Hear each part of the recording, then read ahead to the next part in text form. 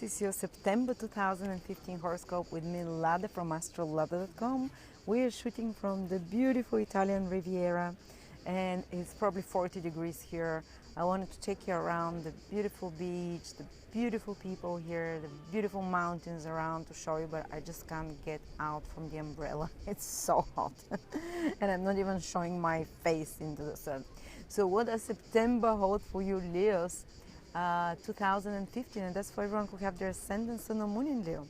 Well, the month starts with eclipses. It's eclipse time, eclipse season, the whole month. There are 2 eclipses, and I always advise people not to start anything important 2-3 days before and 2-3 days after an eclipse. And the first eclipse is around the 15th, I think. Yes, something like on the 17th. Let me check more correctly. I don't want to mislead you. But the first eclipse is around the 13th, yeah? 13th of September, so 2-3 days before, 2-3 days after, if possible. Stay away from making huge life changes because the energy is quite unsettled and it might feel a little bit too intense and unstable, you know. And then the last eclipse, the second eclipse is towards the 27th, yes. So a couple of days before, a couple of days after, so the last week of September, if possible, try to stay away again from making huge life decisions because, again, wait till the energy settles a little bit so you have a more clear perspective.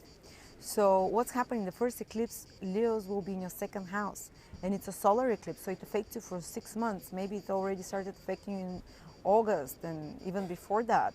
So you're going to feel it for quite a few months after, but the whole process is starting already.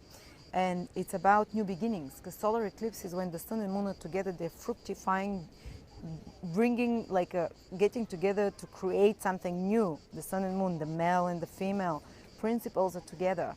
So they want to inseminate each other and create something new in your life in regards to finances, in regards to new opportunities, financial opportunities. But always a person tends to be scared when there is an eclipse in their house in regards to the affairs of that house. They might be worried about money, about possessions, about valuable things, about financial security and stability in life overall. It doesn't have to be just financial, but the stability of your life. But this worry can trigger, tends to trigger the new beginnings in your life, tends to make the space for new beginnings in your life. So over the next few months, you will create either new opportunities for finances, or either new sources of finances, or either you change your value system in such a way that it will be reflected by the financial stability and security that you have around you, because what we find valuable, we attract in our life. So something will be changing. Maybe all of a sudden you realize that buying Hermes bags and Louis Vuitton, you know, shoes or bags or whatever is not what you consider valuable. You realize that for you something else is more valuable. Maybe having more time to spend with your family. So you restructure your daily life and you restructure your whole material reality around you over the next 7, even 8 months after this eclipse in such a way as to reflect your newly gained values. And often when a person also sometimes self-worth of a person can shift to a different perspective, and when your self-worth changes, also that's what you attract in your life. What you attract in your life, it changes, like valuables, like possessions, like material security. So you see, this eclipse is triggering a process of quite a few months ahead for you, for some financial big changes, some financial new beginnings, you doing financial things in a different way and attracting different sort of material success in your life. And it can be, you know, if all of a sudden you realize you want more and more money, you know, this is where you focus your energies. But new sources usually tend to appear around the time, which are more in tune with what you consider valuable and what you consider worthy. Okay, but usually it can be precipitated by some crisis, by worry about that, or, you know, something getting out of hand. It's not necessarily always, but it's a possibility. Okay, so the other eclipse, Leo, it's happening in Aries, which is your 9th house, and it's about completions of something. If you, for example, been trying to get a visa or relocate to a foreign country, this is all to do with 9th house. So have a trip somewhere, you might get the results now, because A lunar eclipse is about getting results. A lunar eclipse is about you having put efforts. Now, lunar eclipse is when there is a full moon, so it's at its maximum. It gives results now. You get some news, you get some resolution, an extra puzzle is added to the extra piece is added to the puzzle in regards to ninth house matters for you. And ninth house is higher education. There might be some important news or developments in regards to higher education, or even getting results in regards to higher education. In regards to foreign countries, so dealing with foreigners, everyone who is in business with foreign people, anyone who is in business with foreign countries or deals in some ways, you know, there might be certain results that you're seeing. Anyone who is trying to be in a foreign country as well. Ninth house also rules your belief systems.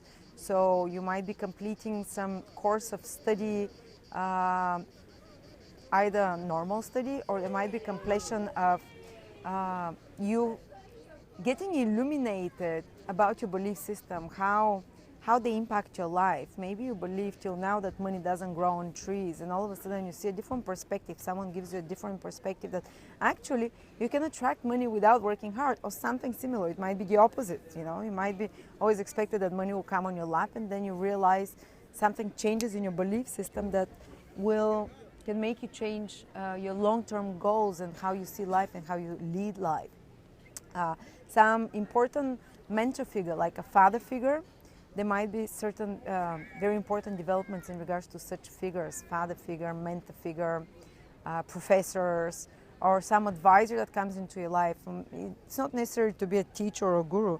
It might be just some person that comes into your life now and tells you something and makes you have an aha moment. Wow, it makes sense. Yes, that, you know, makes you discover a principle of how life works, or makes you discover something that you consider more meaningful, makes you help change, makes you help discover a piece of the puzzle, as I said, which will make you see the bigger picture and which makes you see where you want to head into the future.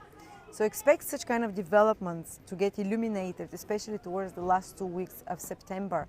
You're getting a piece of advice, you're getting a piece of inspiration, which makes you see finally the full picture and where you're supposed to head into the future.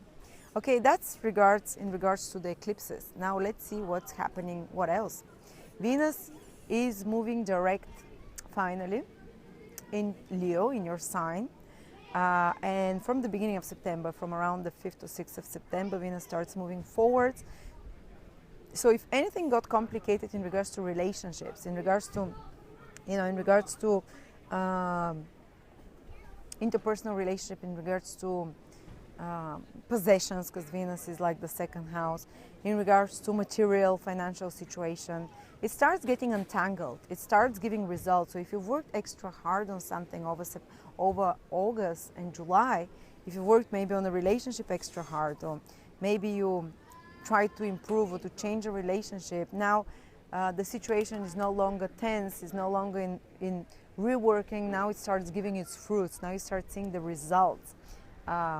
Now you can finally see in September, from the beginning till the end of September, you Leos are gonna realize what the heck was this Venus retrograde about for you in your sign of Leo. Because this is when you're gonna see the results. Before that, in August, you might be still confused, you might not be sure what's happening, why certain things changing in your life, and why is your value system changing as well. But by the end of September, you will have all the results of this.